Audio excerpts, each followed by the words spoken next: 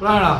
ચલો આપણે પંચ પરમેષ્ઠીની નવી ઇન્ટરેસ્ટિંગ ગેમ રમીએ. અહીંયા આપણે જે પેરિંગ ગેમ જોઈ હતી એની અંદર બે સિદ્ધ ભગવાન બે આચાર્ય ભગવાન કરવાના હતા અને એ આ 20 પત્તામાંથી કરવાના હતા. પણ આ નવી ગેમની અંદર આપણે બે સિદ્ધ બે આચાર્ય નથી કરવાના, પણ આપણે બે દેવ તત્વના અર્યન અને સિદ્ધની જોડી પેર બનાવવાની છે.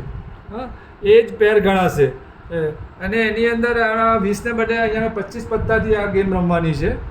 અને આની અંદર જે પણ ગુરુ તત્વ આવશે, આચાર્ય ઉપાધ્યાય કે સાધુ, એ પત્તાને બહાર સાઈડમાં મૂકી દેવાના છે અને હરિયન સિદ્ધની પેર થાય એ પોતે રાખવાની છે. અને જેની મેક્સિમમ દેવ તત્વની હરિયન સિદ્ધની પેર થશે એ જીતી જશે. હવે આ જ ગેમને બીજી રીતે રમવું હોય ગુરુ તત્વ તરીકે, તો એની અંદર તમારે આચાર્ય ઉપાધ્યાય સાધુની ત્રણ પત્તાની ગેમ રમવાની છે અને એ તમારી ત્રણની પેર થવી જોઈએ, 3 પત્તાની પેર થવી જોઈએ. અને એની અંદર તમારા દેવ તત્વના હરિયન સિદ્ધ જે પત્તા આવે એ તમારે સાઈડમાં મૂકી દેવાના છે. તો ચલો આપણે પહેલાં દેવ તત્વ એટલે હરિયન અને સિદ્ધની પેરની ગેમ જોઈએ.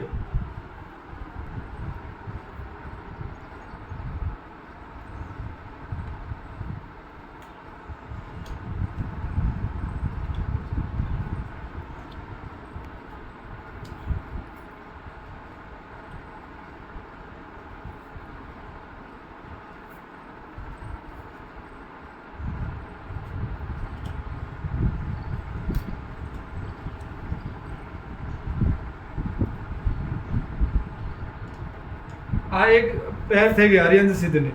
બતાવો. આ એમની બીજી હરિયન સિદ્ધની પેર થઈ ગઈ.